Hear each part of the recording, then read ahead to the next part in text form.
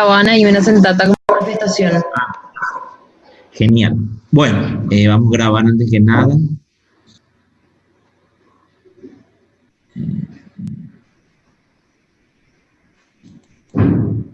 Viene un poco poner una cosa.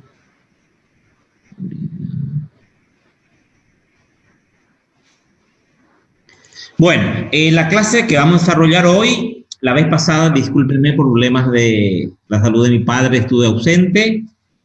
Desarrollaron con la profesora Luz todo lo que es el posmodernismo clásico historicista que tuvo lugar entre 1960 y se prolonga hasta 1980. Entonces es un revival, vimos, de los estilos historicistas, sobre todo tuvo mucha fuerza en el panorama de la arquitectura norteamericana.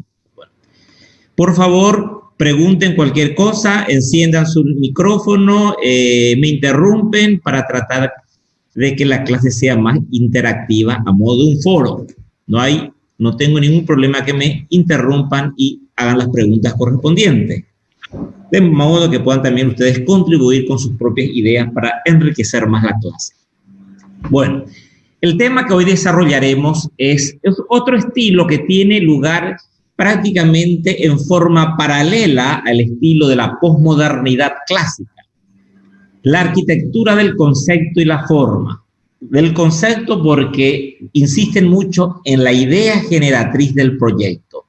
En la forma porque insiste nuevamente en la arquitectura como un hecho formal, la imagen de la arquitectura. Neovanguardias. Neovanguardias, ¿por qué? Las vanguardias modernas las vanguardias modernas estaban constituidas por un grupo de arte que promovió la renovación de la pintura, sobre todo, y que incidió en la arquitectura a principios del siglo XX, cuando hablamos de las vanguardias. ¿Recuerdan el cubismo, el futurismo, el neoplasticismo? Se dará nuevamente una revisión de esas propuestas formales basadas en la geometría pura que manejaron los pintores de ese momento en los años 70, en que nos vamos a abocar ahora. Y la nueva abstracción formal, ellos no congeniaban con ese estilo recargado, historicista, con molduras, con cornisas, con frontones. Entonces, ¿qué defendían los posmodernistas? Y ellos seguirán abocados a ese lenguaje de la abstracción formal propuesto por los grandes maestros de la modernidad como Le Corbusier, Mies o Walter Gropius. O sea que va a ser una vuelta de la abstracción moderna en la arquitectura de los años 70, 80 hasta finales del siglo pasado. Dice, hacia 1970 se hace patente una época de crisis edificatoria en los Estados Unidos. Esto va a motivar que el campo del experimentalismo y de las actividades didácticas se convierta para algunos protagonistas de la arquitectura norteamericana en lugar obligado.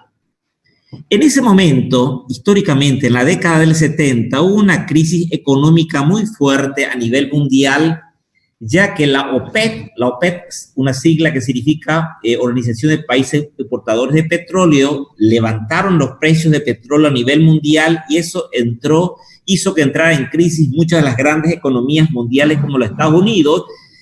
Al entrar en crisis, entonces, hubo como una recesión económica, no hubo inversión en el campo de la arquitectura y los arquitectos de ese momento, como no tenían tantos pedidos de proyectos, se abocaron a la docencia universitaria y a través de la docencia universitaria comenzaron a explorar e investigar nuevos lineamientos, nuevos lenguajes en la arquitectura ante esa situación difícil que se encontraba Estados Unidos. El primer rasgo que permite identificar la obra inicial de este grupo será un grupo de 5 arquitectos neoyorquinos. Es su intento de reinterpretar la sintaxis racionalista, entonces, estudiar y ver qué aportar ese lenguaje racionalista de la década del 20 y del 30, de las figuras históricas del movimiento moderno. Hablamos de figura histórica, lo que le nombré recién, Gropius, Rietveld, Le Corbusier, Mies van der Rohe y otros más. Bueno. Cada uno de estos arquitectos, de los 5, conocidos como los 5 blancos de Nueva York, The Five Wives of New York. Cada uno elegirá alguna referencia dominante. A mí me interesa la forma que maneja la volumetría Le Corbusier, a mí me interesa la forma que maneja Rietveld o Mies los planos, o a mí me maneja cómo va interactuando sus volúmenes de Walter Gropius, habrán dicho en ese momento. Peter Eismann, el primero de la izquierda, será como el ideólogo de este grupo de 5 arquitectos.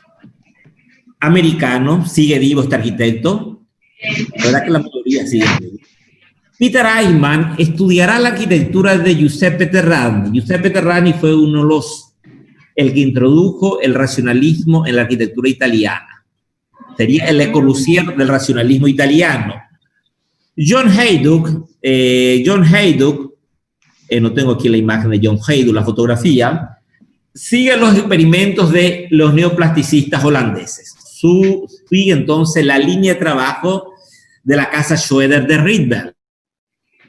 Richard Meyer, que es el último de la de izquierda, el último en la derecha, Michael Graves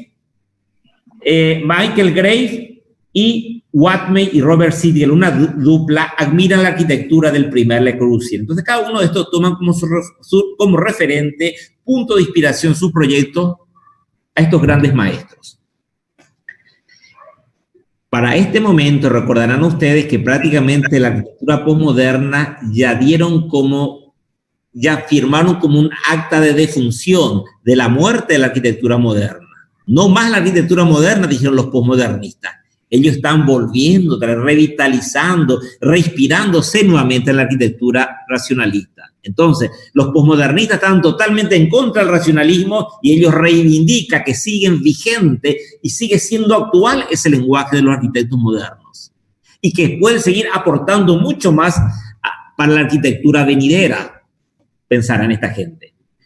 Su arranque surge de reivindicar, como les dije, defender que sigue siendo actual este lenguaje moderno. Y no como otros que decretaron su muerte. ¿Y quiénes decretaron su muerte? Los posmodernistas. Surgen, por tanto, como reacción contra el incipiente posmodernismo estilístico que estaban haciendo en este momento y como defensa de la riqueza inherente de los experimentos de las vanguardias. Entonces, lo veían ellos, esa arquitectura posmoderna, muy empalagosa, muy recargada, muy de mal gusto, muy del gusto del pueblo. En cambio, esta línea que va a proponer estos 5 grupos, 5 arquitectos de este grupo, es una arquitectura, como le dije, abstracta, pura, basada en la geometría. ¿Y quiénes gustarán de este proyecto, de este lenguaje? Va a ser otra vez una élite cultural adinerada neoyorquina.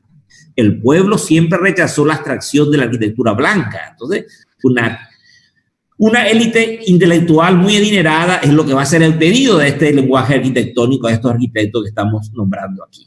Bueno, Giuseppe Terragni, como les dije, un arquitecto que en los años 30 introduce el racionalismo en Italia. Aquí vemos 2 edificios de este arquitecto italiano que sigue claramente esa arquitectura cubista, purista de Le Corbusier, a quien admiró en gran manera. Giuseppe Terragni. Bueno. Otros siguen, como les dije, a Jerry Rietveld, aquella arquitectura más liviana, más ligera, configurada a base de plano. Otros miran al primer Le Corbusier, el Le Corbusier del periodo racionalista, no se olviden. Y el segundo Le Corbusier es el Le Corbusier del periodo, ¿de qué estilo eran las obras del segundo Le Corbusier, chicos? Brutalista. A ver. Brutalista, ¿no era? Brutalista, muy bien. Pero ellos admiran el Le Corbusier de la primera etapa. Bueno. Peter Eismann desarrollará una arquitectura basada en la forma por sí misma, siguiendo el dispositivo básico de una arquitectura que parte de la radical separación entre la escala de lo humano y la escala del mundo autónomo de la forma. ¿Qué significa esto? ¿Qué prioriza este arquitecto en su diseño? La arquitectura como un hecho basado en composición de formas. En estudio de la forma, prioriza la forma que hará la imagen de la arquitectura. La forma por sí mismo. Una separación radical entre la forma y lo humano. No tienen en cuenta como los arquitectos modernos para quién va a ser esta casa. Si va a ser un espacio cálido, si va a ser un espacio, una arquitectura adaptada al contexto, eso no le interesa. Simplemente el trabajo del proyecto a partir de una idea es generar una forma, jugar con forma, componer con forma para llegar a un lenguaje formal. Bueno, entonces el mundo autónomo, la forma no se relaciona para ellos con el hombre, con el usuario ni con el contexto. A eso hace alusión al mundo autónomo de la forma por la forma simplemente. La forma que conduce a un hecho estético innovador en la propuesta arquitectónica. Bueno, igualmente, ¿de quién estamos hablando, Pía Papalardo? ¿Cómo se llama este arquitecto que estoy hablando, que estoy comentando? A ver, ¿quién me dice? ¿De quién estoy hablando ahora? Peter Eichmann, el ideólogo del movimiento. Igualmente, dice, parte de otra premisa crucial, Peter Eichmann, realizar una arquitectura de total abstracción que tome como referencia las pautas señaladas por el incipiente arte conceptual. El arte conceptual es un estilo que surge en el arte en los años 60, donde prima la idea, el concepto, antes que la obra en sí. Un arte en el que el dibujo, el tema y la figuración desaparecen. Como ya pretendían las vanguardias históricas, la figuración no existe. Imitar figuras de la realidad no existe. La estética está ya en la abstracción geométrica, la estética de los nuevos tiempos, la estética del siglo XX. Eso toma de las vanguardias históricas. En función del papel primordial de la idea y del proceso, enfatizando sí el proceso de creación. Entonces, ¿cuál es la idea generatriz del proyecto? La idea que te movió a generar esta forma como producto para que la arquitectura se configure como un hecho arquitectónico. Hay una idea, entonces ellos enfatizan la idea. Bueno. Entonces, aquí están haciendo, bueno, este es uno de los primeros trabajos de Peter Eichmann que logró concretar a partir de toda esa investigación formal en sus clases de proyecto. Yo sí fue profesor en la Universidad de Princeton, me parece. Bueno, trabajaban entonces con volumetría, trabajaban con maquetas, entonces cómo iban asociando formas, volúmenes, líneas. Se trata de enfatizar la arquitectura como un trabajo intelectual, porque tiene como un proceso lógico. Por eso toma la arquitectura racional, porque la arquitectura racional era, en el proceso de diseño intervenía un proceso racional lógico, buscando espacio adecuado para una determinada.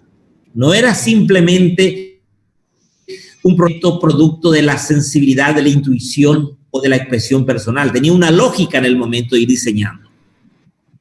Aquí dice, una arquitectura vaciada de cualquier pretensión populista. ¿Qué podría decirme, entenderse con lo que me dice aquí Eichmann? Una arquitectura vaciada de cualquier pretensión populista. ¿A qué se refiere con esto? Juan José, ¿me puede responder? Una arquitectura, ¿qué puede ser una arquitectura populista primero? ¿Qué puede ser una propuesta populista? A ver, ¿quién se anima a decir algo? ¿Lanzar alguna idea, por favor, chicos? Creo que se refiere a un sentido más técnico, en el sentido de que no pretende que sea comprendido por las masas. Más técnico, bueno. Vamos a ver. La vez pasada dieron Venturi. ¿Qué buscaba Venturi en su arquitectura? ¿Qué pretendía Venturi con esa viva? ¿Te recuerdan la Casa Habana? La más conocida, la Casa Habana para su mamá. ¿Qué pretendía al realizar un diseño con esas características para esa casa, Robert Venturi? Individualizar o sea, el proyecto tiene que ser único, no tiene que ser universal. Cada arquitecto tiene que tener un estilo propio. No. Eso no buscaba Venturi al diseñar, buscar un estilo propio. Sí, busca un estilo propio, ¿cierto? Pero no, eso no era lo prioritario al diseñar esa casa con esas características. ¿Qué características tenía la Casa Habana? A ver, ¿quién recuerda? La complejidad. La complejidad. Complejidad, ¿qué más? Características de la forma, a ver cómo era la forma de la casa. El tema de la simbología, profe. Podría ¿De qué? ser. Imitaba una vivienda convencional, por así decir, en la fachada al menos. En lo que sería la fachada dos aguas más o menos, pero Con con la chimenea en el centro, medio largo en el acceso principal, correcto. Entonces, lo que buscaba era un lenguaje por el cual sea entendido por toda la masa, por la gente culta, inculta, ignorante. La casa tiene que tener el rasgo de casa, no una caja blanca con ventana corrida, techo inclinado, ventana más pequeña, chimenea central, el prototipo de casa. A eso se refiere una arquitectura de pretensión populista, que todos entiendan y al entender a todos les guste. Pero al ver estos proyectos que vemos aquí en estas maquetas, ¿por qué no dispone de una pretensión populista? Del momento en que se trabaja con la abstracción, la arquitectura racionalista, dijimos en su momento, no fue populista ni de Le Corbusier ni de Mies. Al contrario, en ese momento recibió una crítica muy fuerte. Esa máquina para vivir que deshumanizó totalmente la arquitectura. Aquí volvemos con eso, deshumanizar. Es una arquitectura simplemente de composición de formas puras, que no gusta al pueblo común. Gustó a esa élite intelectual y dineraria neoyorquina, que va a ser aquí también, en cierta manera, antecedente del minimalismo de finales del siglo XX, esta propuesta de los años 70. O contaminación realista. Contaminación realista es que tome elementos de la arquitectura real, como tomó Venturi, la arquitectura real, una vivienda, el techo de agua o la chimenea o el arco. Entonces, nada de contaminación realista, elementos historicistas de la arquitectura, nada de eso. Una arquitectura que deberá partir de premisas formales, parte de la forma y concluye con la forma, dijimos. Una arquitectura sin ninguna pretensión pragmática. ¿Qué significa una arquitectura sin ninguna pretensión pragmática? Ustedes están haciendo su trabajo práctico, análisis pragmático del edificio. ¿Y qué están analizando en el análisis pragmático? ¿Qué componentes de la arquitectura? ¿Cómo? La funcionalidad de los espacios. Muy bien, Pía. O sea que a ellos no les interesaba la funcionalidad, como no le interesó también a los posmodernos. La funcionalidad es un valor secundario, no prioritario. Bueno. Profe, ¿sí? Una pregunta. ¿Por qué en el PowerPoint del posmodernismo salía Gehry, Jean Nouvel, salían Norman Foster y demás? Ellos ya no son posmodernos, ¿verdad? ¿En el PowerPoint anterior? Sí. Bueno, esperen un poco. La verdad que vamos a ver, el posmodernismo es un movimiento muy amplio. Aquí vamos a hablar de Gehry. Le voy a decir cuando llegamos a Gehry por qué Gehry forma parte del posmodernismo.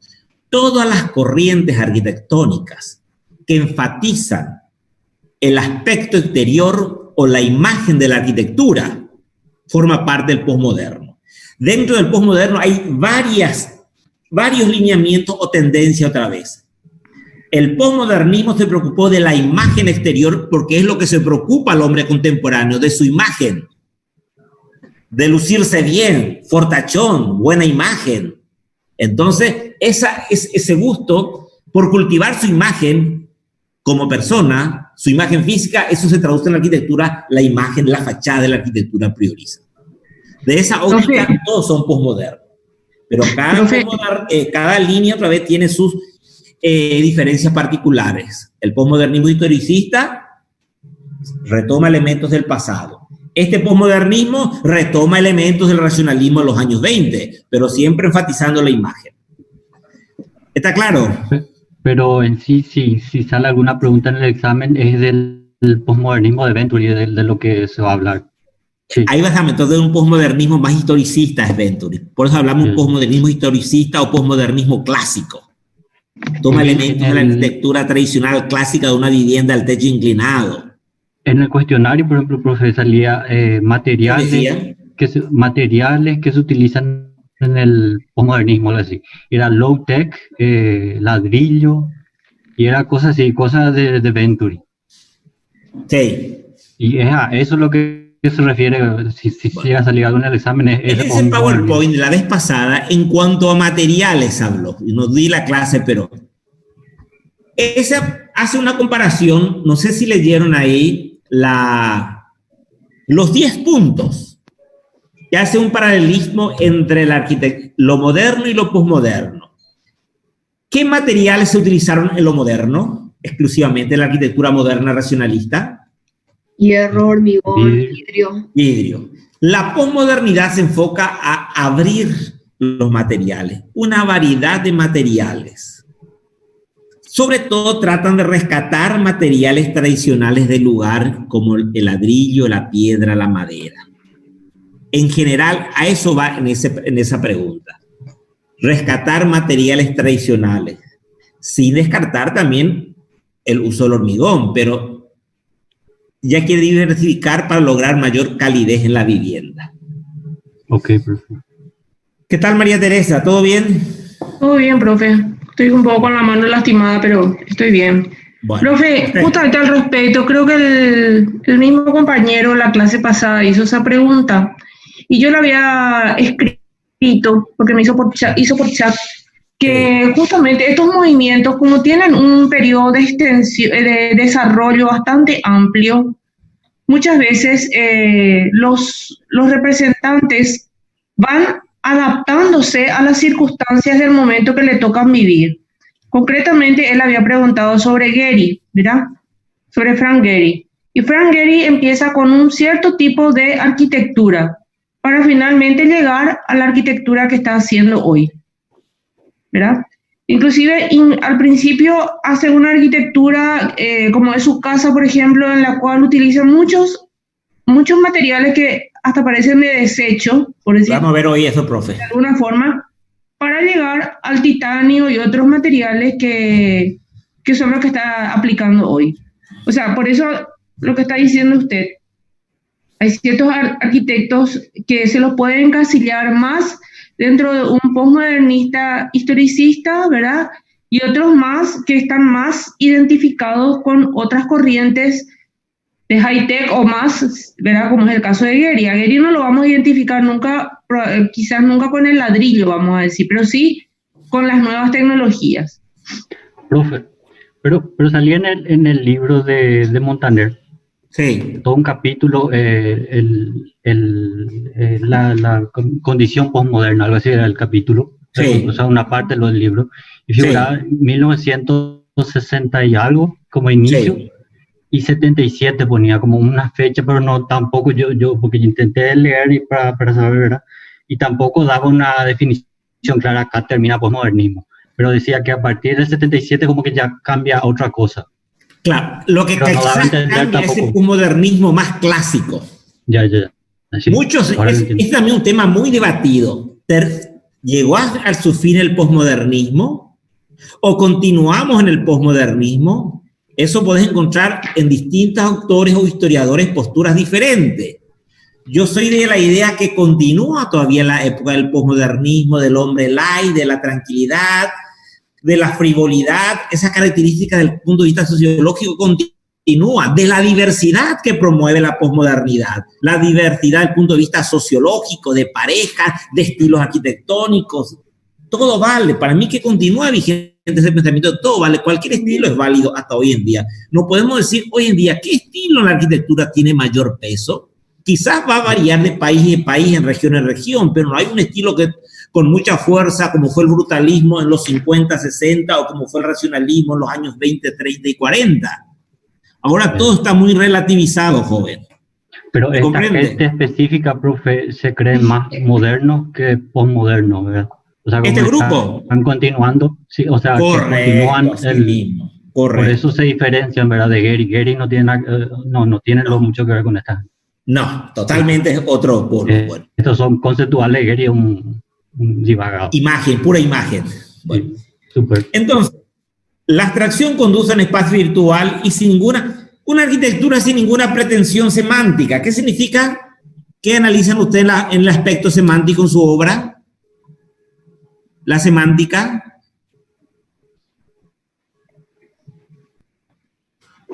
La semántica es la semiótica. ¿Qué estudia la semiótica? Lo formal no es, profe. Lo formal es lo sintáctico. Ah. Sería la representación de lo que el material quiere decir. La poética. El material puede significar algo, esa forma puede significar algo, el simbolismo, la arquitectura. Para este grupo, dice aquí al final, la arquitectura no debe tener significado, porque para el racionalismo también el significado obtuvo, pero muy pobre. Ese significado que rescata el posmodernismo clásico. Aquí vuelve otra vez una arquitectura prácticamente muda, basada en la forma por la forma, como un hecho compositivo abstracto. Permiso, profe. Entonces se podría considerar que los neovanguardistas también se basan en el positivismo de la época anterior, ¿verdad? O sea, de lo que sería basado todo en la ciencia, en la racionalidad. Sí, correcto, porque es una continuidad prácticamente. Por eso estamos hablando de un volver otra vez a ese mismo espíritu filosófico, espacial, tecnológico, formal. Correcto, señorita. Porque no tiene en cuenta al hombre para esta arquitectura. Y el positivismo no tenía en cuenta al hombre, solamente la ciencia, la técnica, la perfección. Bueno, Peter Eichmann inicia un recorrido con una serie de casas unifamiliares. Comienza proyectos de casas unifamiliares concebidos como puro experimento de laboratorio y después lo concreta, se construye. Estas viviendas construidas parecen una enorme escultura neoplástica porque se vale de planos. Recuerdan que los elementos del neoplasticismo de Mondrian eran planos, líneas verticales y líneas horizontales que formaban esa cuadrícula. Aquí vemos planos en este interior, líneas verticales que serían las columnas, líneas horizontales que serían las vigas. Muchas de estas, fíjense, no cumplen ninguna función estructural. Digan, ¿para qué sirve esta columna? Esta otra columna no está de balde, de repente podríamos preguntarnos, porque está primando lo compositivo en el proyecto. Entonces, parece una enorme escultura neoplástica o de Le Corbusier en la que muros, forjados, ventanas, pórticos, pilares son resultado de un juego abstracto de planos o llenos, transparentes, horizontales o verticales. Entonces, composición pura. Desde el punto de vista de la materia, del espacio, Eichmann no rompe con la modernidad. Quizás lo que hace Eichmann es genera una arquitectura moderna, racionalista, pero de mayor complejidad. Tiene algo de Le Corbusier, pero este tiene mayor complejidad en cuanto a cantidad de planos, en cuanto a cantidad de columnas, de vigas. En ese sentido, hablamos de una complejidad. Evolucionó desde la modernidad. Podría decirse que al igual que hace con su geometría, Eichmann utiliza elementos de la estructura del pensamiento moderno para modificarlos, transformar, sin romper el orden, sin romper la ortogonalidad y presentarlo enmascarado bajo una apariencia nueva, un nuevo estilo, pero partió claramente del racionalismo. Continuidad sin rotura, llama él. Hay continuidad sin rotura. Va a haber rotura si presenta algo totalmente diferente de lo que vamos a ver después con el deconstructivismo. Ahí hay una ruptura con la modernidad. ¿Y por qué va a haber? Veremos luego. La elección geométrica se convierte en ícono formal. La geometría es el ícono estético del momento nuevamente. En forma que identifica, genera formas, relaciones, escala, el espacio es resultado. El espacio es resultado de la forma. Prioriza la forma. Un espacio resultante apresado por la geometría radical de su configuración. Todo es juego de volúmenes.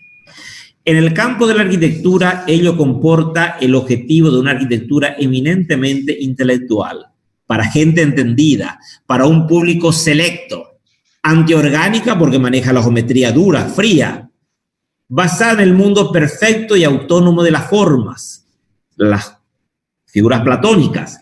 De esta manera puede hablar de un antihumanismo, que no debe haber relación entre la forma y la vida. En la arquitectura orgánica había una relación directa entre la forma y la vida. Entre la arquitectura de los años 50, después vimos el neoempirismo, Álvaro Aalto y todos sus seguidores, había una relación directa entre la forma y la vida. Que no debe haber relación entre la forma y la vida, la arquitectura como un mero objeto.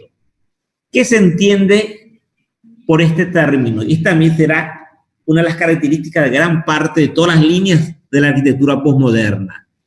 ¿Qué se entiende arquitectura como un mero objeto? ¿Qué podría entenderse por esta frase? ¿Alguien puede lanzar alguna idea?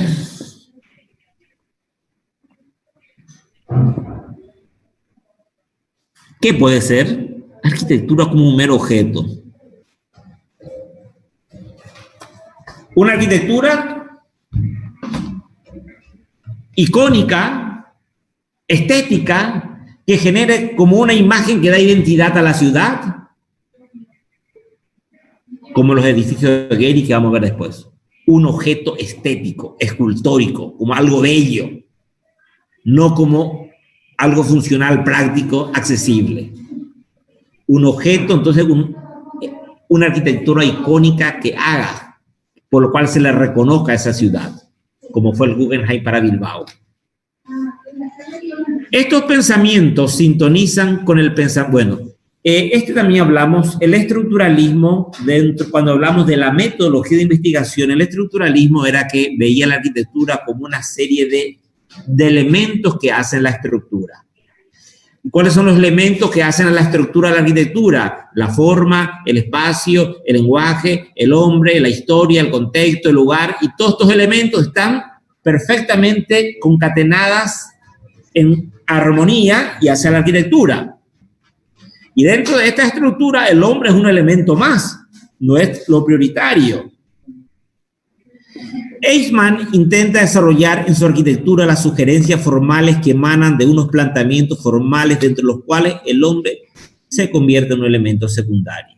En un nudo más de esa metodología estructuralista, no es lo prioritario, como para la arquitectura orgánica. El otro arquitecto, John Hayduk, se nota la diferencia en cuanto al manejo de la forma de Hayduk con respecto a Eichmann que vimos anteriormente. Su método es mucho más empírico, plástico, porque trabaja con esta forma, asociación de volúmenes, volúmenes puros, volúmenes más orgánicos alabeados, sensible y próximo a las necesidades materiales simbólicas, porque trabaja el color y el color llega más a la gente, simboliza algo a la gente. Los precedentes modernos que utiliza inicialmente con mayor intensidad son los de la vanguardia artística. Tomó elementos del neoplasticismo, el purismo, el cubismo. Toda su obra se basa en la descomposición de la arquitectura en sus formas simples y expresivas siguiendo leyes elementales. Bueno. Esta planta de abajo, la planta, ¿a quién me recuerda en el diseño de Le Corbusier, Mies o Gropius? Este diseño. Yes. ¿A quién me recuerda? ¿Sí? A Le Corbusier podría ser... Le Corbusier trabajó con líneas rectas y curvas para generar ese espacio mucho más dinámico dentro de un cuadrado. Aquí generalmente rota al cuadrado. A eso, por ejemplo, toma Le Corbusier para el diseño de la planta. John Hayduk, sus obras se basan en experimentar plásticamente. Está experimentando con semicircunferencias, con triángulos, cuadrados, rectángulos. En torno a la figura geométrica, una de sus primeras casas en mitades de círculos cuadrados convenientemente articulados. O sea que va a trabajar de repente en este triángulo pone un dormitorio con el baño, otro dormitorio con sala y va articulando con los espacios que interconectan un volumen con otro.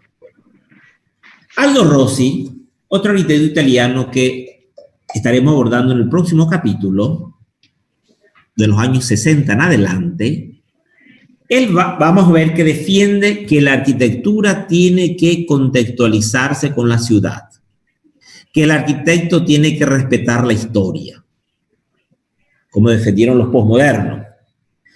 Si Rossi defiende una disciplina basada en análisis histórico y el mecanismo de la tipología, este grupo no respeta nada la historia, el entorno ni el contexto. Totalmente, entonces, a la postura teórica de Rossi que tiene lugar en el mismo momento histórico. Solamente que esto tiene lugar, los 5 blancos son norteamericanos, Rossi defiende la historia de la arquitectura europea. Heidu plantea una disciplina basada en la identidad geométrica y en el ensamblaje de piezas. En la identidad geométrica, no la identidad histórica. La geometría por la geometría, la forma por la forma. Bueno. Otro arquitecto que estuvo muy poco tiempo dentro de este grupo, porque rápidamente después, la vez pasada, dentro del posmodernismo historicista clásico, realizó varias obras. ¿Recuerdan la vez pasada el ayuntamiento de Portland? En la clase pasada, una caja cúbica muy bien ornamentada con elementos historicistas, de mal gusto la casa. Bueno, pasa a ese grupo de posmodernista historicista. Comienza con este grupo de la abstracción. Michael Gray trabajó con Peter Eichmann. En sus ideas resumía la primacía de la forma sobre la tecnología, la forma sobre la tecnología, la forma sobre el espacio, sobre la función, la forma sobre el significado, convirtiéndose en el foco del debate de la arquitectura contemporánea. La casa Hanselmann, este es uno de sus primeros proyectos, me parece que el único proyecto que se circunscribe dentro de este lenguaje de la abstracción formal, es de finales del 67 al 71. ¿Qué tomó de Le Corbusier esta casa, chicos? ¿Qué tiene de Le Corbusier? Influenciado por la obra de Le Corbusier, dice. Las ventanas, profe. Las ventanas, sí, más, no tanto, porque sí puede ser también, pero más ventanas corridas de Le Corbusier. Aquí abajo quizás veo algo de ventana corrida, ciertas partes. Otro elemento que tomó de Le Corbusier. Las formas puras también. El cubo, a partir de un cubo, trabaja con la sustracción y la adición, el método proyectual de Le Corbusier. Muy bien. Y sus primeros diseños de casa evidencian su exploración tanto en la composición geométrica del maestro. Bueno. Esta casa, si vemos bien, fíjense, bueno, es la casa, la pregunta que uno hace, fíjense, para acceder a la casa, una escalera. Se recorre tipo un puente, está en medio de un bosque de pinos, se llega en la planta central, en la planta baja, en el primer piso está toda la zona social, la planta baja está servicio y la zona superior, la zona íntima. Si hacemos un análisis con una óptica funcionalista, este acceso, ¿tiene alguna lógica de una perspectiva funcionalista? ¿Tiene su razón de existir esto? ¿Qué pueden decir, No, chicos? profe. ¿Cómo? No, profe. No. No me parece funcional. No parece funcional. Quizás, no sé, para jerarquizar el acceso tampoco. Es un sobrecosto. Otro puede decir, puedo para ir observando ya el volumen de la casa y toda la vegetación del entorno natural, que es bello. Bueno, podría ser eso, pero no tiene un criterio funcionalista, más bien tiene un criterio estético de composición de la forma, que él va a tener su justificación lógica en el proyecto. Porque está priorizando la forma, dijimos. Otro arquitecto del grupo, Charles Watmey, al igual que sus colegas, parte de una idea común, el de elevar la forma completamente libre de lo social. Una forma que no gusta a todos, de lo funcional e incluso técnico. Configura nuevamente el estilo moderno para los ricos y famosos. Aquí vemos su casa, que vamos a analizar después, la casa Watmey, y la ampliación que hizo en los años 80 del Guggenheim de New York, que es este edificio de atrás. ¿Por qué trabaja con una forma muy geométrica racionalista para el Guggenheim? ¿Cuál fue el objetivo en este caso? Nati Capo, ¿cuál puede ser? ¿Por qué trabajo con esta forma? La parte oficina. No sé, profe. ¿Qué puede ser? Eso también es parte. ¿Cómo? Esta ampliación hizo Charles de ahí Watmey, también es la ampliación. Sí. No sé, para diferenciar la parte funcional, por ahí un lado... A diferenciar, dice la compañía. ¿Puede ser? ¿Otra idea? Profe, es para que no se... ¿Cómo es que se llama? para que no sobresalga tanto ese edificio y quede como una cortina. Muy bien. Quede como un telón de fondo y no opaque el protagonista, que es el caracol de Wright. Correcto, joven. Muy bien. Bueno, esta casa, su casa, la casa Watme, esta casa data del 67. ¿Parece una casa del 67 esto? No. No, ¿verdad? Bueno. Es una casa de fin de semana, esta casa. Una casa pequeña, muy bien logrado el volumen y los interiores que parece de 2015-2020 esta casa.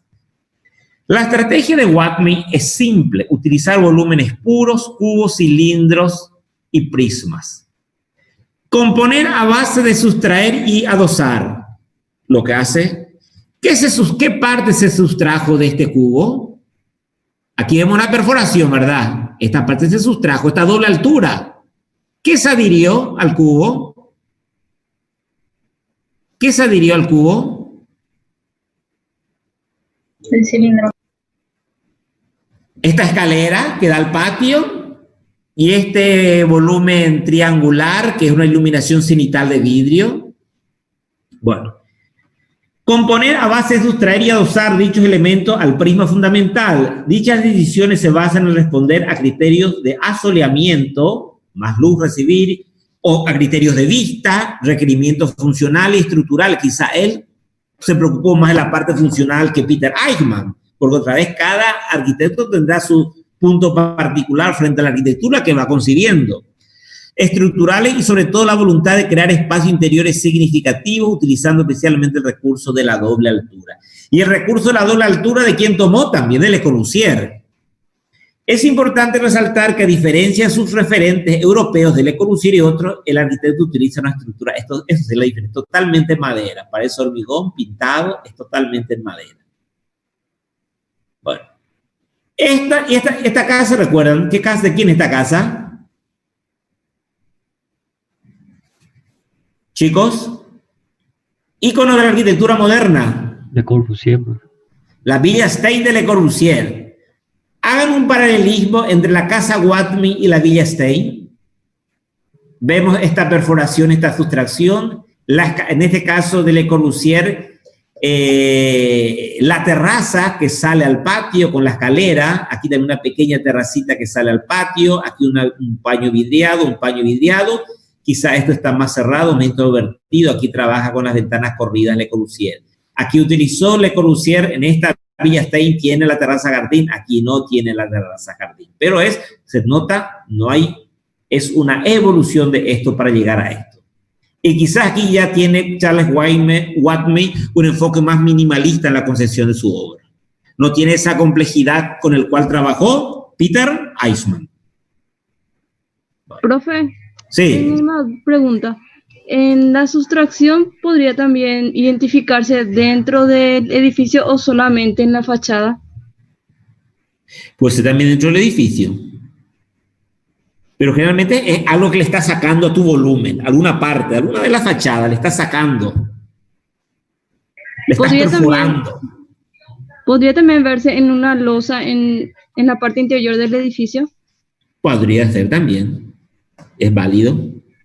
Ok, gracias, profe. De nada. Bueno, y el arquitecto que tiene una mayor producción de obra, el más conocido de este grupo, sigue vivo y hizo proyectos para todas las distintas capitales a nivel mundial, es Richard Meier. Este es el más conocido. Es decir, le conocen, ¿verdad? ¿Le suena a Richard Meier? Bueno, fíjense, Richard Meier, aquí veo que está trabajando también mucho con planos. Veo que está trabajando mucho con vidrio y estos planos actúan como un quiebrasol para los paños vidriados. Trabaja también con el cubo de Le Corbusier. O sea que estoy viendo que toma distintos elementos de los grandes maestros modernos. Ha desarrollado una obra pulcra es limpia, blanca, volumétricamente depurada, que ha tomado como referencia el purismo geométrico de Le Corbusier. Su arquitectura se basa en expresar la idea de algo ligero, ligeramente formal en conseguir la máxima presencia de la luz, por eso también utiliza mucho vidrio, luz natural y por eso los espacios son diáfanos, totalmente transparentes, planta libre. Enfatizar ese predominio de la transparencia, muros vidriados, interior-exterior, espacios que te fugan al exterior. Bueno, es el que se mantuvo más pegado al estilo moderno. Dice que el que estuvo más fiel al estilo moderno.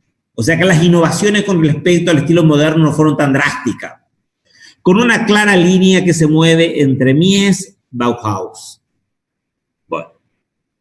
En la obra de Meyer destaca siempre... Sí.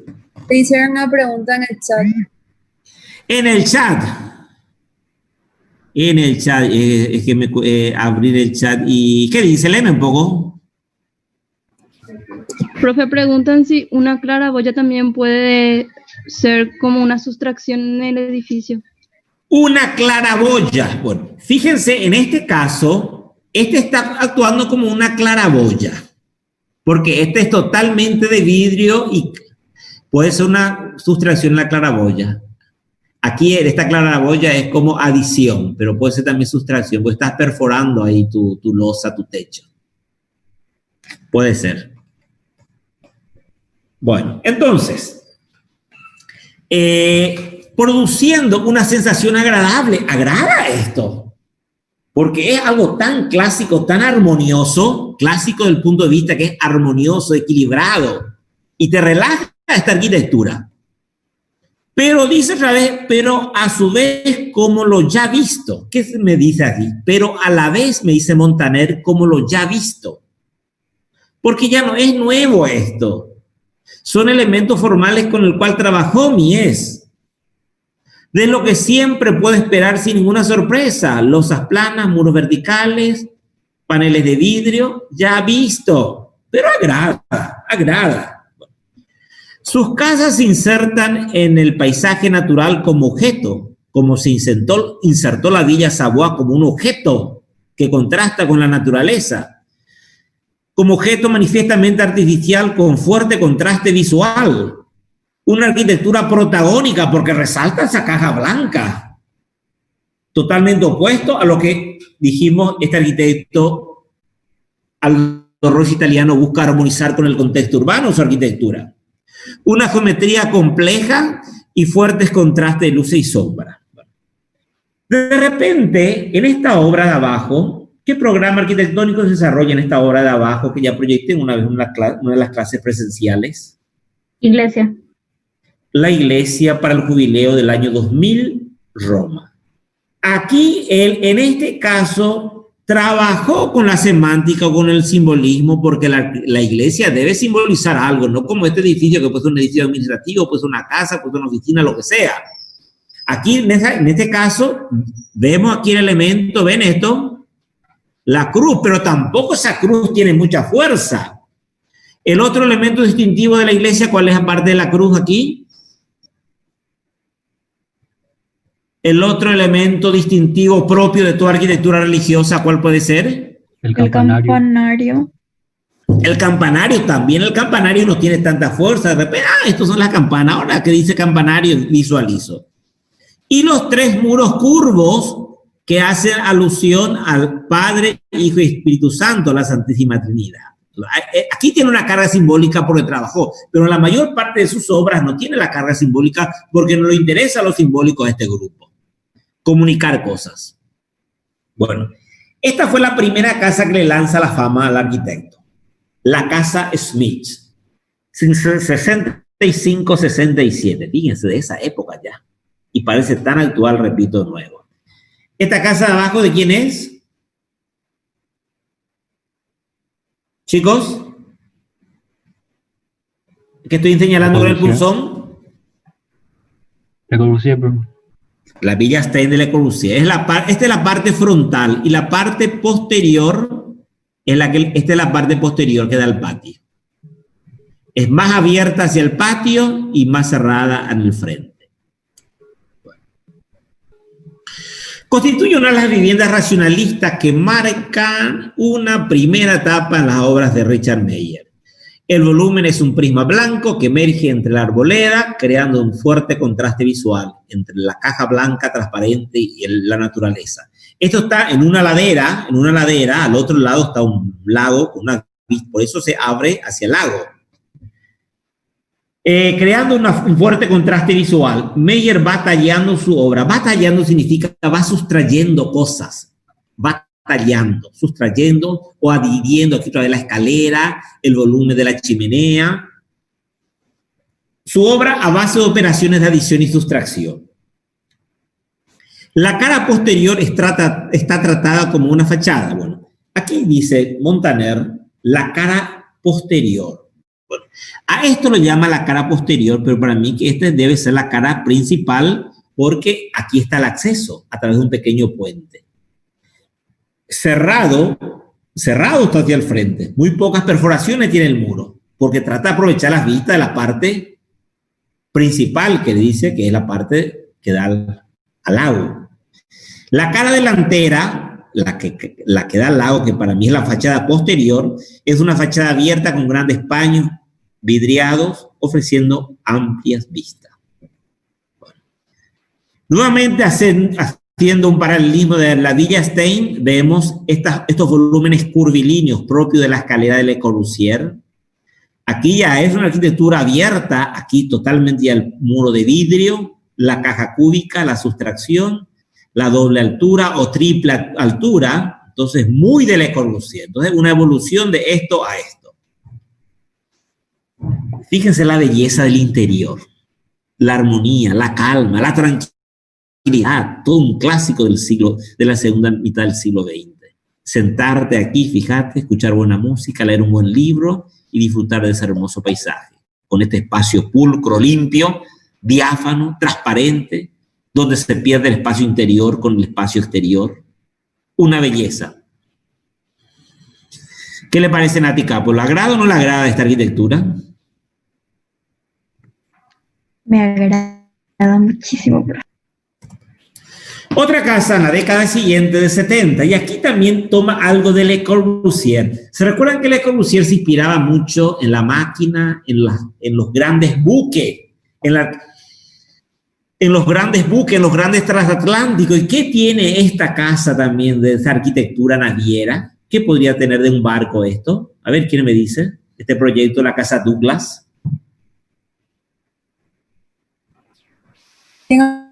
Esa es una chimenea, profe. La chimenea, correcto. Profe, ¿puede ser tipo lo que quiere expresar con la materialidad? O sea, Sí. medio industrial parece. Las barandas. Las barandas, la escalera, la chimenea. Entonces, esto tiene mucho de la arquitectura naviera. Está ubicado en un mismo contexto de la casa Smith. También una ladera, el lago, el bosque al otro lado, y sale y emerge este volumen puro en medio de la naturaleza contrastando. Y aquí vemos un juego de volúmenes, un cubo, a partir de un cubo hace como una pequeña sustracción en la parte superior que sería para la azotea o la terraza, el mirador que va a generar aquí, el volumen de la chimenea con los dos cilindros de la chimenea, entonces una pureza simple del edificio en sí.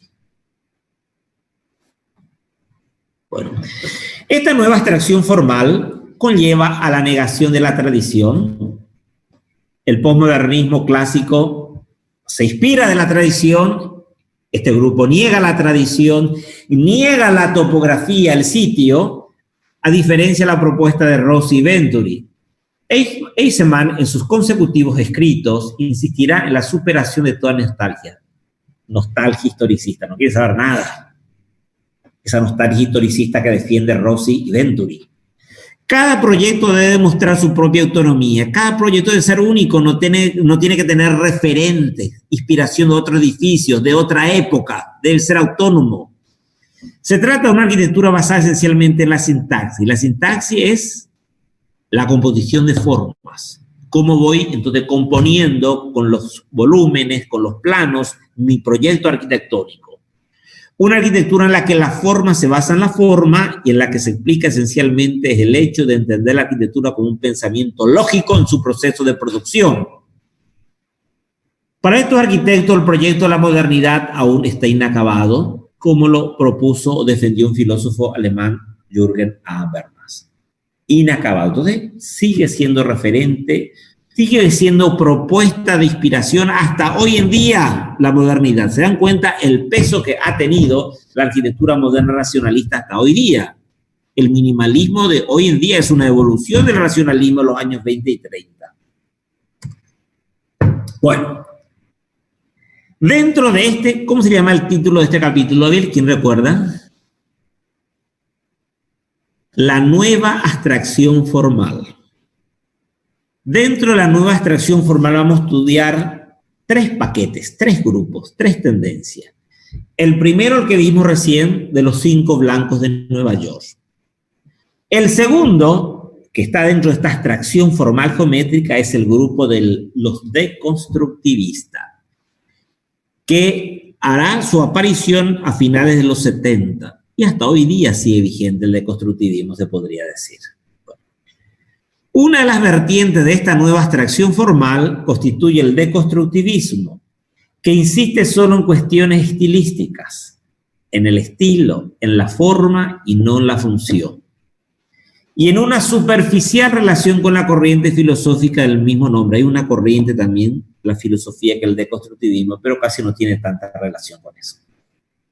Se trata indudablemente de la arquitectura que más tiende a hablar de los tiempos recientes, del desorden del mundo contemporáneo. Entonces, si va a comunicar algo en la arquitectura, va a comunicar eso, el caos de la sociedad actual, el desorden del mundo contemporáneo. Y la arquitectura debe ser un reflejo de esa sociedad caótica en que surge. De la debilidad de todo acto del hombre, de la inseguridad del hombre, de su conocimiento. Y esa inseguridad se palpa hoy día con la pandemia otra vez. Y de la pérdida irreparable de nuestra relación con el lugar y con la historia.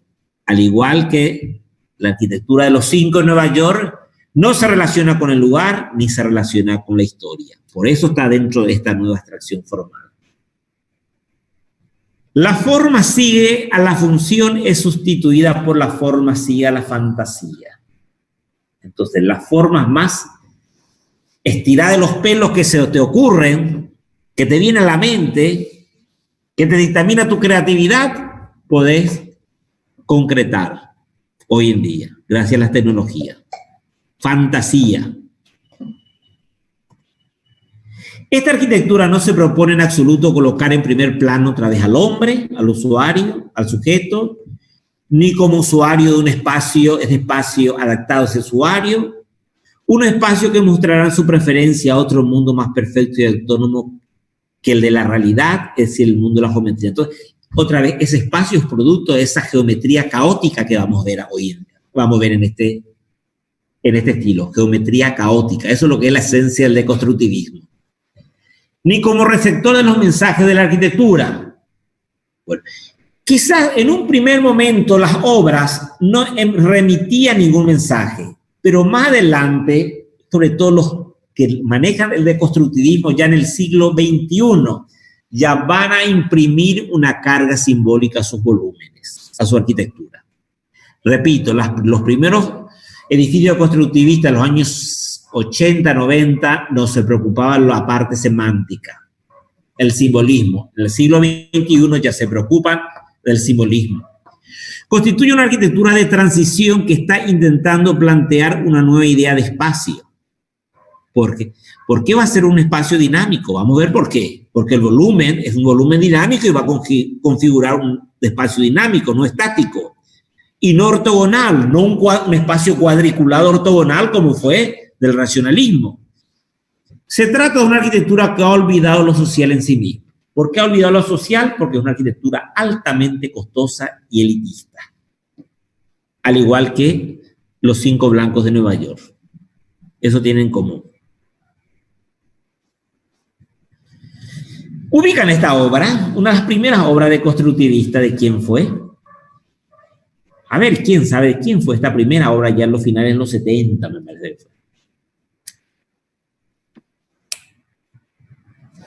Nadie.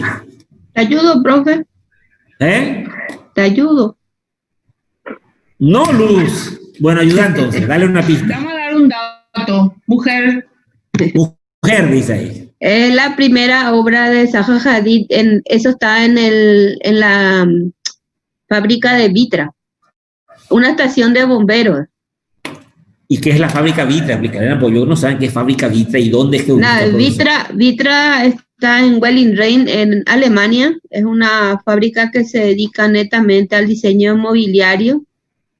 Son prácticamente la mayor cantidad de patentes de los diseñadores modernos están compradas por esta empresa. Y es un complejo donde está un museo que hizo Frank Gehry, también están otros arquitectos, son como 7 grandes edificios que conforman la planta industrial y todos están, vamos a decir, diseñados por un arquitecto renombrado de la historia de la arquitectura, ¿verdad? Esta estación de bomberos está cercana justamente a lo que sería una suerte de depósito donde se encuentran todas las sillas más icónicas de la historia del diseño de muebles, ¿verdad? No en el museo propiamente dicho, porque en un principio yo pensé que el museo era el que albergaba las sillas, pero no es así. Bueno, perfecto. Gracias, el aporte, profe. Pregunto, ¿qué le llama la atención en el diseño de este edificio? ¿Qué le llama la atención en la forma de este edificio? ¿Dónde está la innovación que me presenta Zaha Hadid en este diseño? Con relación a las propuestas anteriores de los 5 blancos de Nueva York. A ver, chicos. El ángulo del triángulo que se eleva. ¿Qué pasa con el ángulo? Como que hace una inestabilidad nueva. Inestabilidad. Antes era todo ortogonal. Antes era todo ortogonal. Y ortogonal significa trabajar exclusivamente con ángulos rectos. Aquí se trabaja con ángulos agudos, ángulos obtusos, y la verticalidad se deja de lado, planos inclinados. Y eso es lo que genera una composición mucho más dinámica. Perfecto. Se trata de una arquitectura experimentalista e innovadora que considera que las ideas constituyen la razón de la arquitectura, las obras son el resultado de una rigurosa disciplina compositiva basada en las leyes de la geometría, repertorio de formas y tipos establecidos. Van jugando con la geometría. La misma cosa, van jugando en la geometría, van trabajando con maquetas, volúmenes tridimensionales y a través de ahí van jugando con la forma. El deconstructivismo incluye idea de fragmentación. Fragmentación indica como el cubismo. Recuerdan que el cubismo, Picasso fue el primero en fragmentar y romper la forma de la figura humana, romper y geometrizar. Y aquí también está rompiendo la ortogonalidad que caracteriza a la forma geométrica equilibrada, con planos inclinados, ángulos agudos. Entonces, incluye idea de fragmentación, procesos no lineales, geometría no euclídea. Euclídea es lo vertical y el respeto de lo vertical con lo horizontal para buscar el equilibrio de las cosas. Negando polaridades como la estructura y el recubrimiento. La apariencia visual de los edificios de esta estética se caracteriza por un caos controlado. Parece algo caótico, pero lo controló en el proceso de diseño del arquitecto. Muchos críticos del deconstructivismo ven esto como un mero ejercicio formal con poco significado social. Y lógicamente es un ejercicio formal en donde, ¿por qué también forma parte del posmodernismo?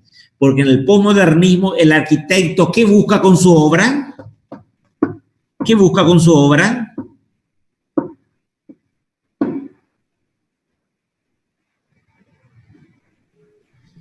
Que cada estilo, ¿sí? Comunicar, profe. Comunicar, que su propio lenguaje. Comunicar su personalidad, que él es un arquitecto estrella. Entonces busca renombre con su obra, el arquitecto. En este caso.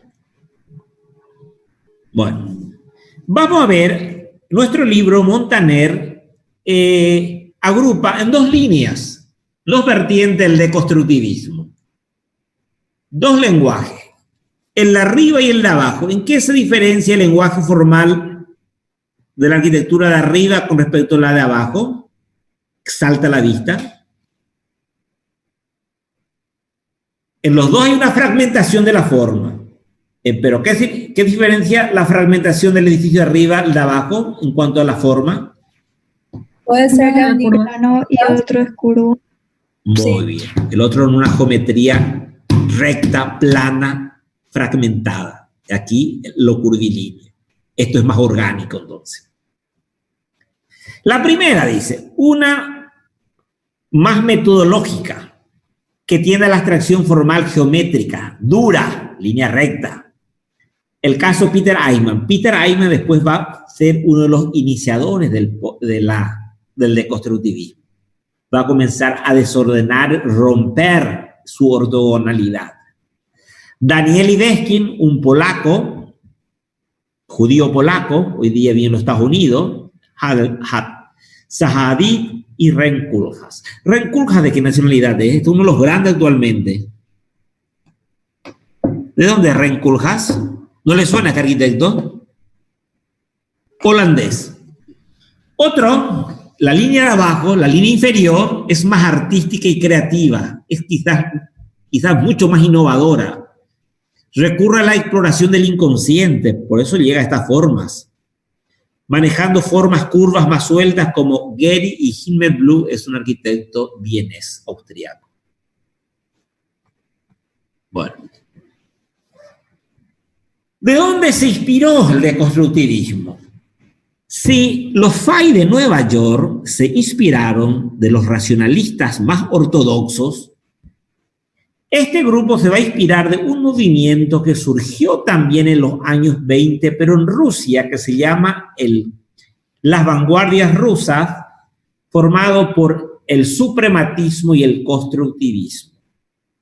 El suprematismo fue un movimiento que vimos de uno de los padres del arte abstracto ruso que se llamó Kazimir Malevich, que trabajaba con la geometría, pero ¿qué diferencia había entre esta geometría que estoy viendo aquí de Malevich y la geometría de Mondrian?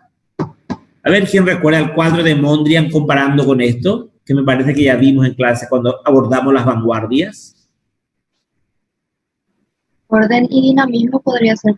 Muy bien, en uno hay el orden, una estructura estática, aquí hay caos y dinamismo, todo está en forma irregular. Entonces, eso le llamó la atención a gran parte de estos arquitectos. Y aquí vemos, este es un stand expositivo, el pabellón ruso, para una exposición que tuvo lugar en París en 1925. El stand ruso, aquí vemos en la parte superior la hoja y el martillo. Tiene un recorrido en diagonal totalmente irregular, una escalera, unos planos que se levantan, suben y bajan, entonces ya tiene mucho movimiento y dinamismo en esta arquitectura visionaria. Y este pabellón fue el pabellón ganador en esa exposición de París en 1925, que le ganó a la exposición, porque Le Corbusier hizo el pabellón francés le ganó este pabellón. Bueno, entonces estos son referentes importantes, este movimiento y regularidad. Bueno, Peter Eichmann, como les dije, fue uno de los que inicia este movimiento. ¿Y cómo él trabaja? Comienza con un cubo, y estos cubos va cortando, haciendo como una retícula cuadriculada, generando planos y girando los planos, un cubo dentro de otro cubo, y llega a esto, deconstruye.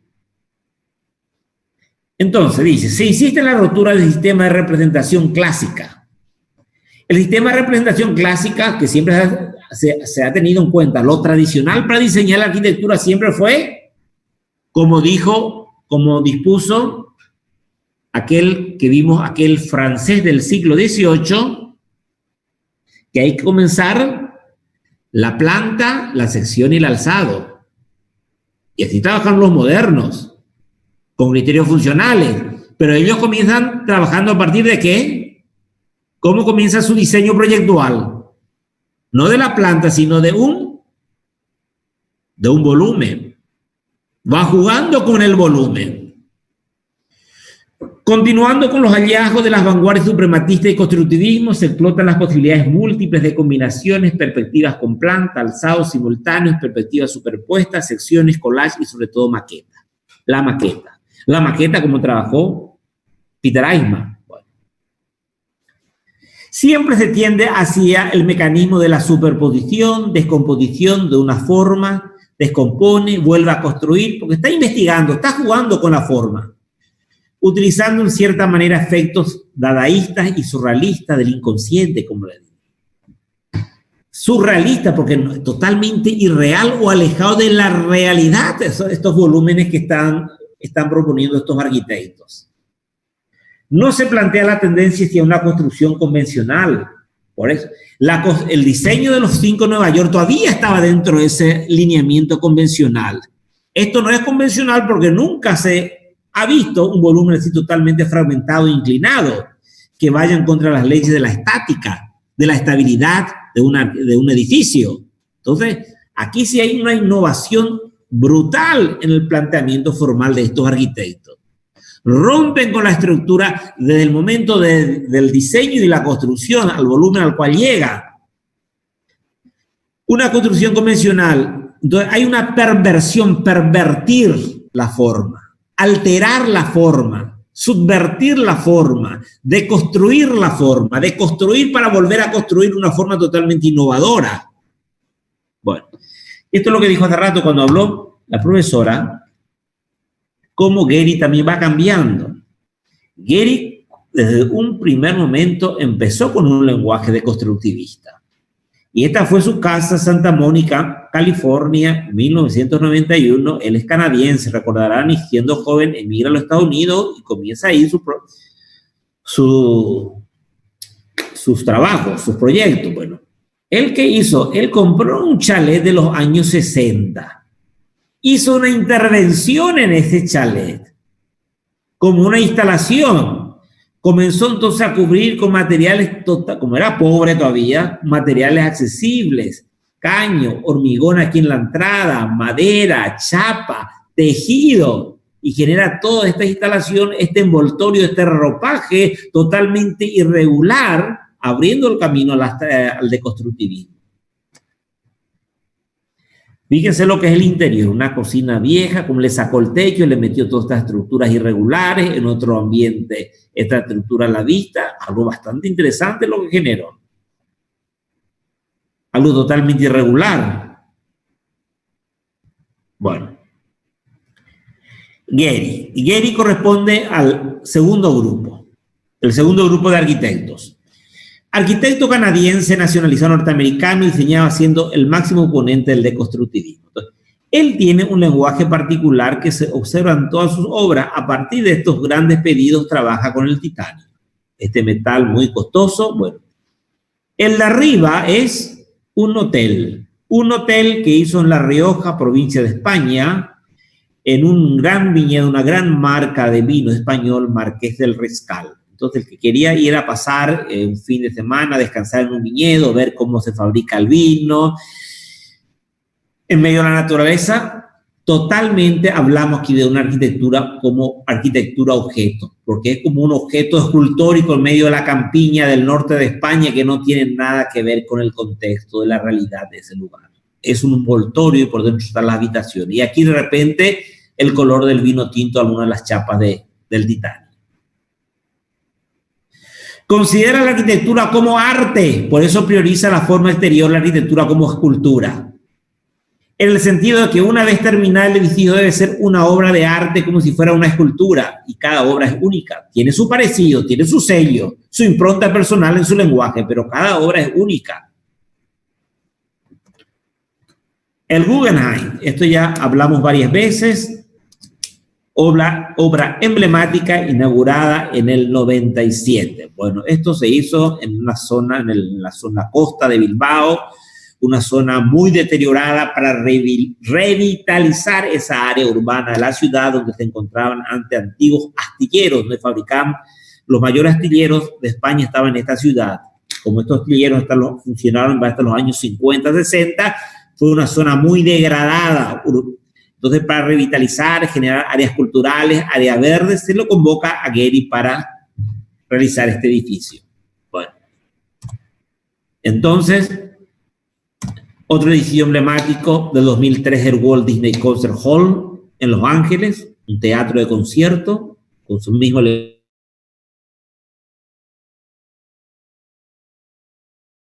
lenguaje. Bueno, Ren Koolhaas, el holandés, el grupo pertenece a Ren Koolhaas, del deconstructivismo, una geometría dura.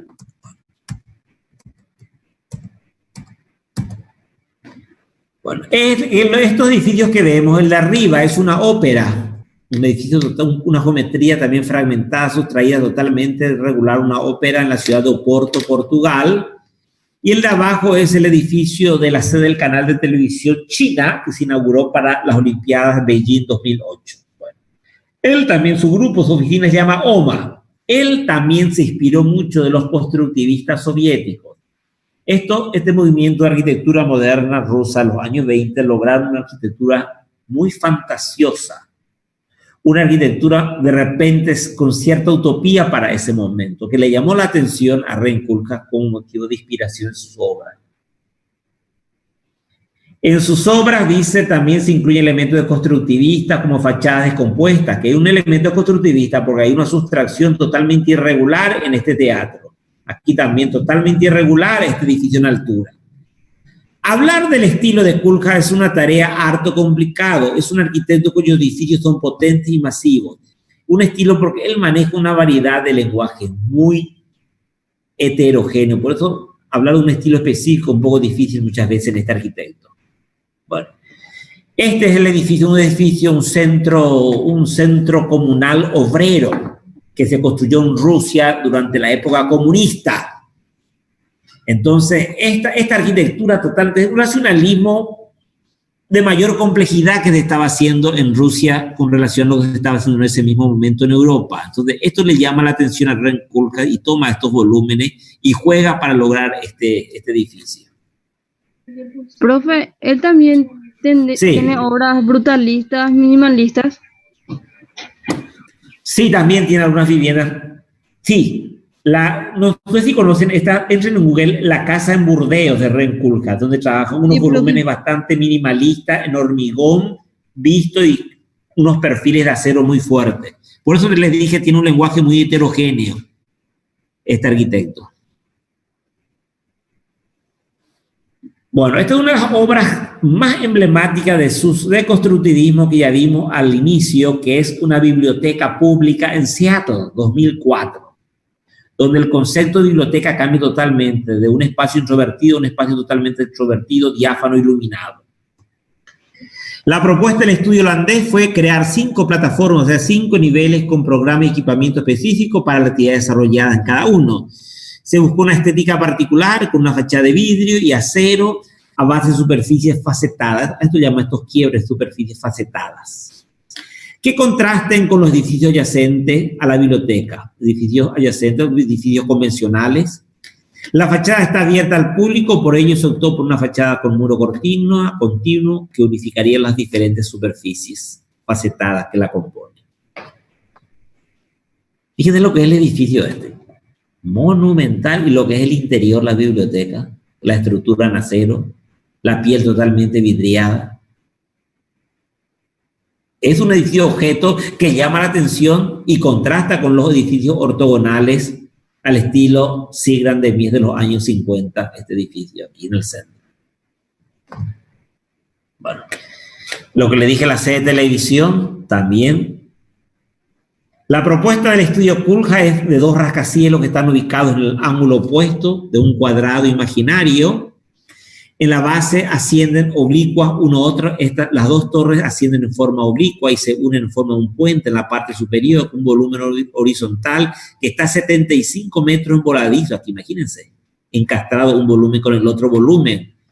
La fachada cristalada sostenida por una estructura de vigas y columnas experimentan tensiones diferentes. Y el otro grande, Daniel Libeskind. Daniel Libeskind, ya habrán visto hablado en una clase de proyecto de teoría, el famoso el Museo Judío de Berlín. ¿Ubican este museo, chicos, de finales del siglo pasado? Es una de las obras icónicas también dentro del lenguaje del deconstructivismo. Bueno, este museo se encuentra en Berlín. Ya un antiguo museo que es esto y la nueva ala de estilo deconstructivista. Pero es un museo diferente.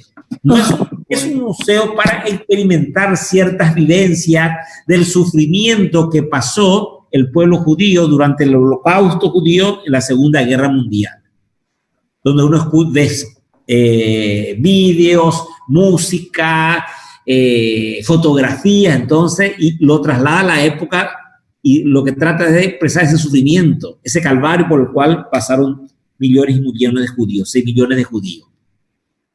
Bueno, dice aquí, Museo Judío, de forma de rayo, un rayo totalmente quebrado, que denota un recorrido. Entonces, el recorrido tortuoso denota,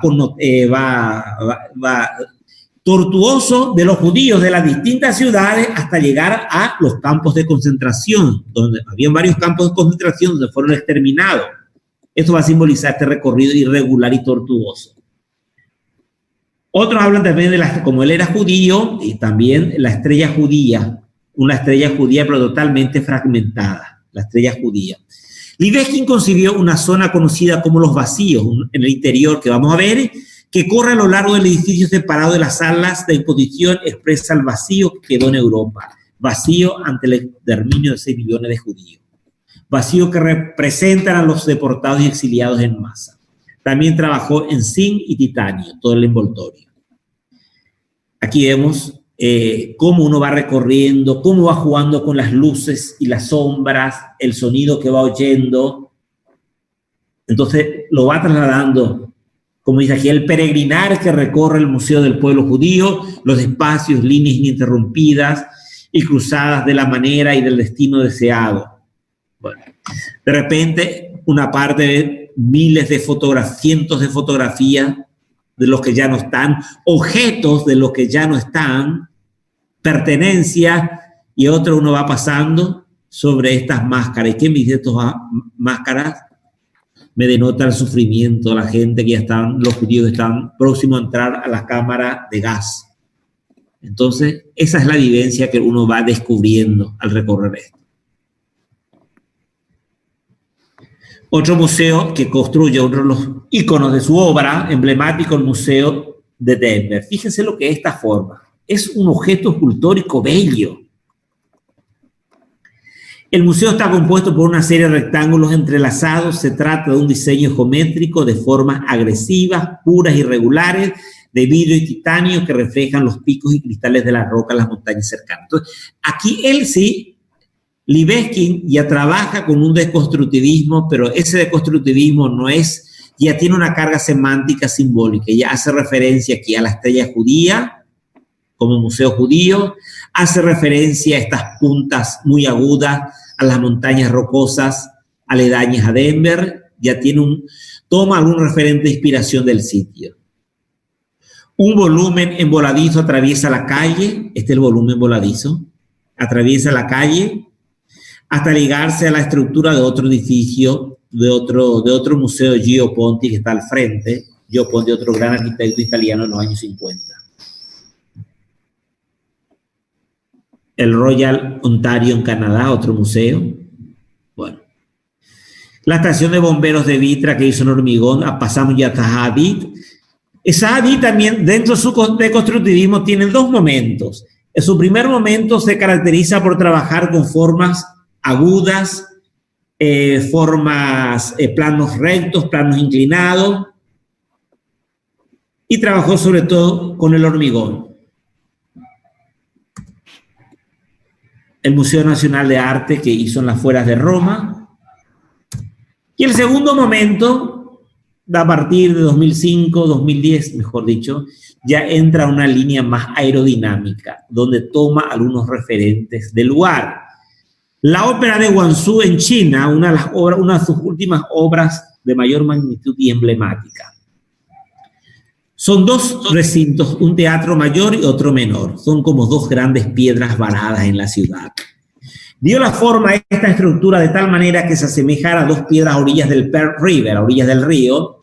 El diseño evolucionó a partir de los conceptos del paisaje natural, que se inspiró en las piedras que estaban aledañas al río, de la naturaleza, comprometiéndose con los principios de la erosión, la geología y la topografía del lugar. Así se puede observar el cambio en los lineamientos de los últimos diseños de Zaha Hadid, de la tendencia más de la geometría dura y quebrada, que fue en un primer momento pasa a una línea más orgánica, más aerodinámica, que armoniza con el contexto local. Y fíjense lo que es el interior de esta cosa. Parecen como grutas, totalmente formas orgánicas. Capas de la tierra que uno va entrando al interior de la tierra.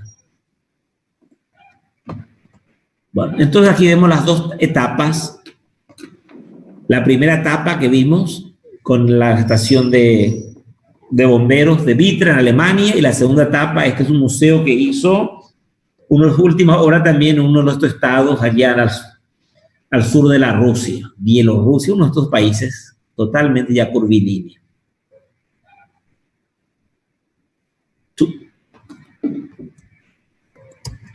Profe. Sí. Con respecto a las fases de Zaha Hadid, yo estuve leyendo que sí. Si bien ese primer momento ella dice que se impactó mucho en ella las vanguardias artísticas, especialmente el constructivismo, ¿verdad? Correcto. También había mucho de lo que era la figura de Mondrian, dijo ella. Sin embargo, eso yo no veo tan reflejado en su obra. Pero para ella esos fueron los grandes, vamos a decir, creadores que influyeron sobre su obra.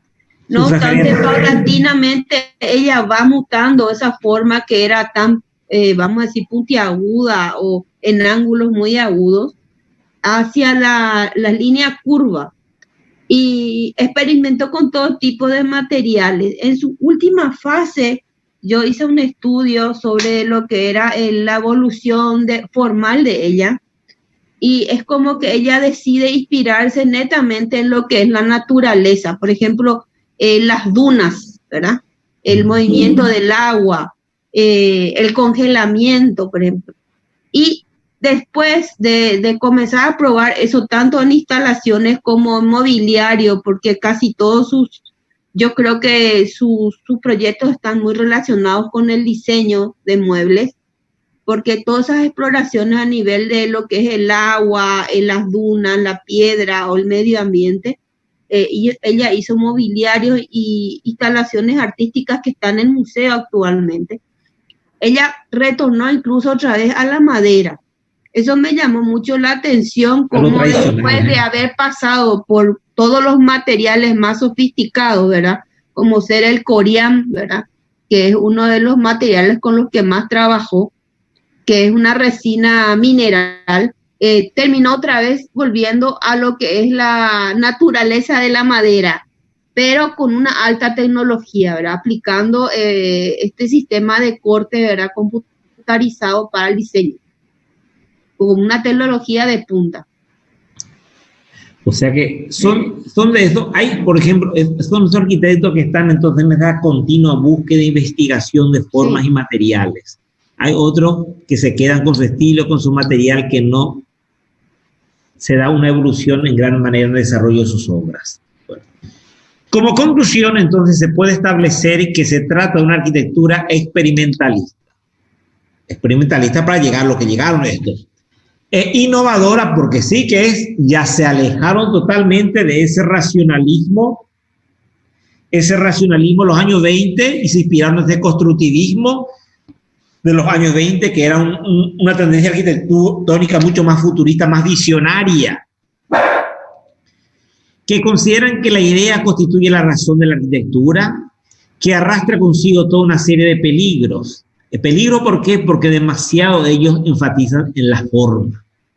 Elitismo porque una arquitectura para la élite costosa, que cree que en las grandes metrópolis capitalistas es la que vive la entera la humanidad. Entonces cree que entonces estas arquitecturas son para las grandes ciudades, donde vive la mayor parte de la humanidad que tiene poder adquisitivo, Nueva York, Londres, por decirlo.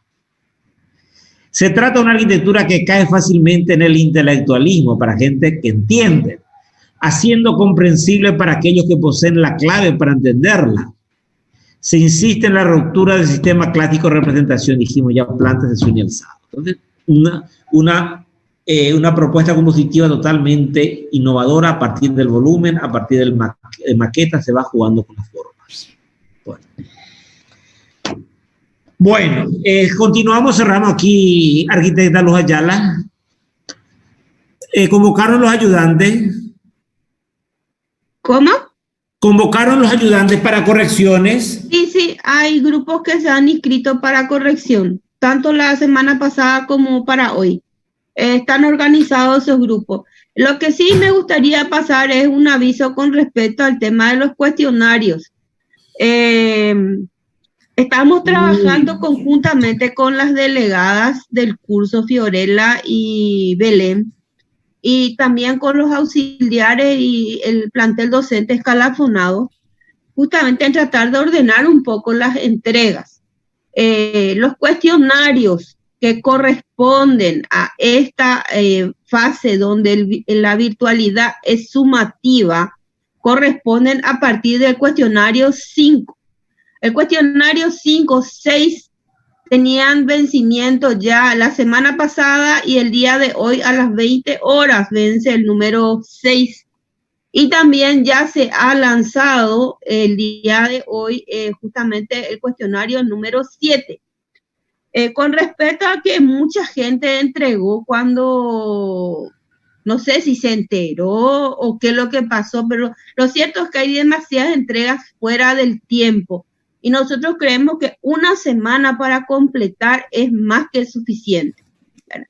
Entonces, vista esta situación de incomunicación que existen en algunos casos, nosotros consideramos que hasta el día de hoy nomás vamos a admitir trabajos prácticos de cuestionario fuera de horario o fuera del plazo que se da en las redes o dentro del Classroom.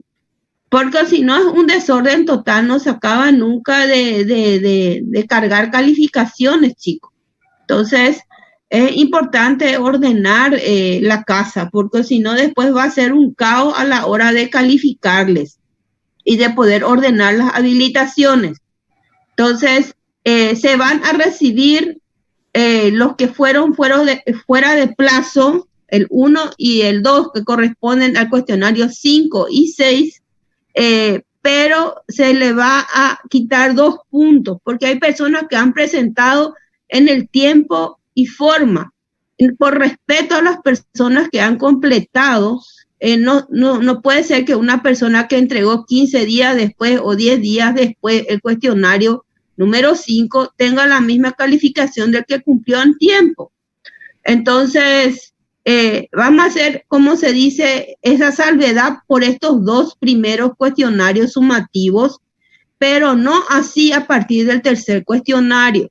Así que, por favor, hagan llegar el mensaje, ¿verdad?, a las personas que no concurren a estas conferencias, de que a partir del cuestionario 3 no se emitirán más trabajos fuera de fecha. Y también nosotros facilitamos la entrega del cuestionario vía el Classroom, porque existe, vamos a decir, el tema de la huelga y no todos acceden a la AFA virtual, pero tengan en cuenta que nosotros tenemos ese rigor de parte del Consejo de hacerlo por el portal. Nosotros estamos haciendo, como se dice, concesiones para que todos tengan acceso a las tareas que vamos asignando. Entonces consideramos importante que así como se les da esa facilidad, ustedes también traten de adecuarse a los plazos que hemos fijado.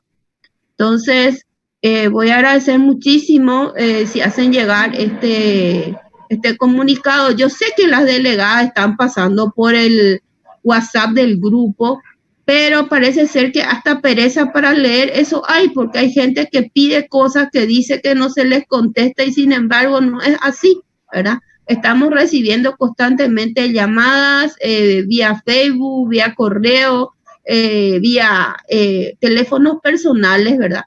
Y nos damos abasto durante todo el día respondiendo a preguntas que ya están, como dice, respondidas tanto en el Facebook como en el Classroom, como también en el portal de FADA Virtual.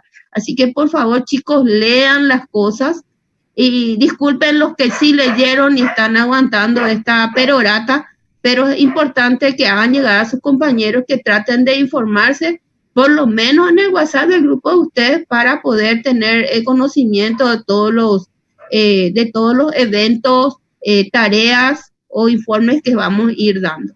Recordarles también que la próxima semana se hace la primera entrega oficial con puntaje del trabajo práctico, que va a tener la ponderación de 2 puntos.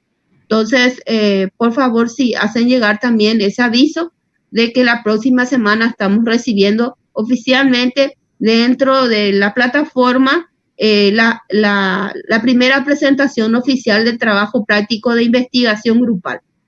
Nada más, profe. Voy a terminar rápidamente minimalismo porque me recordé que en el cuestionario que hoy se alzó esta pregunta del minimalismo. Sí. Bueno, rápidamente, en la tercera línea dentro de la abstracción formal está el minimalismo. La primera vimos los 5 blancos de Nueva York, la segunda el deconstructivismo y el tercero el minimalismo. Surge en los años 90 con el objetivo de hacer frente a una arquitectura de mayor simplicidad, ya que lo que estuvimos viendo recién, el deconstructivismo, mucha complejidad, muy cargado, el posmodernismo historicista, la misma cosa, y el hombre de repente se satura de tanta forma y busca algo que le tranquilice, que lo aligere, llegando entonces a abstraer en un alto grado esa arquitectura geométrica. Bueno, su punto de partida es el racionalismo, el minimalismo. Ya se hablaba de un minimalismo en las obras de Mies van der Rohe de los años 50. Bueno, entonces, se trata de recuperar la poética de la sencillez, una arquitectura sencilla, del silencio, y una característica que vamos a ver que se dará en el minimalismo, que muchos de los minimalistas no solamente buscan una arquitectura blanca pura, sino también va a buscar alguna vía o manera de contextualizar o de tomar algunos elementos del lugar, que no sea una arquitectura tan vacía, como el caso de Richard Neutra ya en los años 50, que era arquitecto austríaco, que se radica en los Estados Unidos y que tomó mucho de Wright en cuanto a la arquitectura orgánica. Luis Barragán también es un minimalista desde el momento que trabaja con las formas puras, neutra y simple, pero busca contextualizar a través del color. El arquitecto portugués Álvaro Siza, que a pesar de tomar como referencia el racionalismo, va a tomar elementos de la historia de la arquitectura de su país. Tadao Ando, ni qué decir, el japonés. Bueno, edificios puros, edificios limpios. Bueno, en este caso, Álvaro Siza, Capella do Monte, es una capilla totalmente minimalista, esta capilla, pero a través de qué estrategia logró en cierta manera contextualizar. A ver si se observan detalladamente este edificio de la capilla. El oratorio de Siza aparece suavemente en el punto más alto del terreno, rodeado del olivo, alzándose como un hito pétreo que marca el final de un camino ascendente hacia la colina. ¿De qué manera le parece está contextualizado esto? Puede ser con el color de las paredes. El color de las paredes que tiene que ver con el color del suelo. Entonces, de esa manera no es algo que está contrastando en gran manera con el entorno. Bueno, la pirámide de Louvre fue uno de los primeros edificios, una de las primeras obras de finales del 80 considerado como minimalista, porque un volumen puro, simple, pero ya con una estrategia de la alta tecnología para lograr concretar este edificio.